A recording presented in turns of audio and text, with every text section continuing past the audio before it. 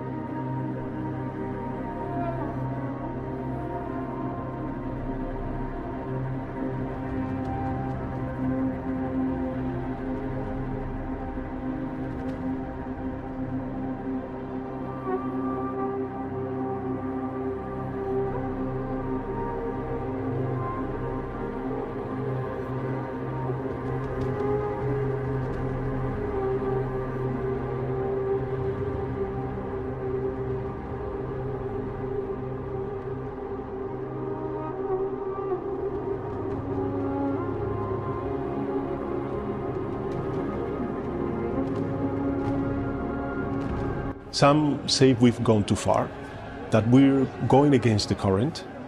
But I would like to ask you, when did recognizing rights become something radical? When did empathy become something exceptional? Spain is above all a welcoming country, and this is the path we choose: dignity, community, and justice.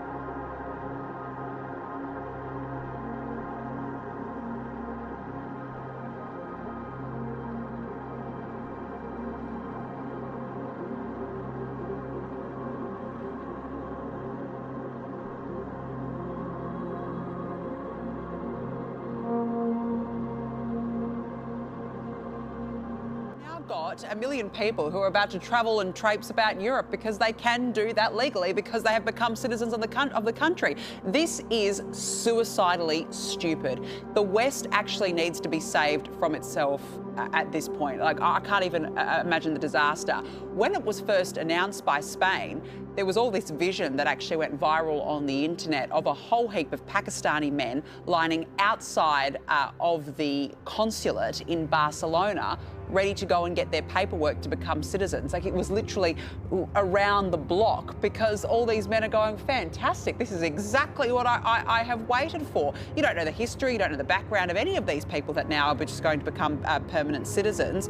Europe doesn't know itself. You know, these were once proud Christian nations built on strong values and strong foundations, and the open borders policy that's been applied not just to Spain, but you look at France, for example, has been an absolute disaster. Spain, though, has posted the fastest growth when it comes to foreign-born nationals. It is absolutely out of control, and the reality is we're seeing the consequences playing out in real time, and these values are incompatible with the West.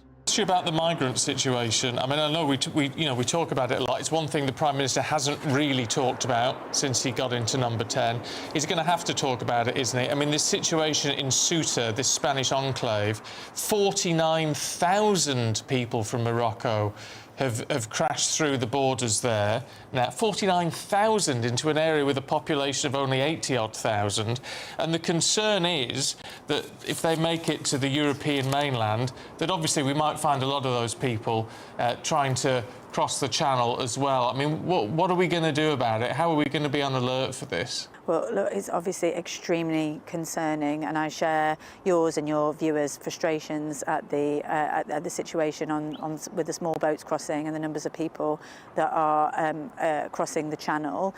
The Home Secretary has made extraordinary inroads into tackling this issue. 46,000 small boats crossings prevented in the last 2 years, and the asylum backlog reduced by 50%, which has been an incredible pull factor on the numbers of people coming over. It is a terrible situation for the country because, as I say, the first duty of any government is to protect the security of its citizens, and that means protecting its borders. But I think we also need to recognise the human cost as well. 4 people lost their lives in the Channel this week, so it's got terrible human cost, and these despicable human traffickers and smugglers are weaponising and exploiting people's pain in order to get them over. That's why a large part of the strategy has been to tackle the gangs and upstream people smuggling. We're working very closely with the French in order to deter and stop people crossing the channel at source. And we've started to see people even attempt to cross over from Belgium, which I think demonstrates that we are making it very, very difficult to cross the channel. There's still more to do, but the Home Secretary has made really quite remarkable inroads on this incredibly difficult and complicated issue. Louise, many people have described the situation in Ceuta as an invasion, and it does sound like 49,000 young men mostly crossing in a 24-hour period is an invasion. We saw a coordinated attempt of young men coming over in the boats from Belgium down the French coast into the UK. Is invasion an accurate way to describe what's happening? No, I wouldn't use language like that.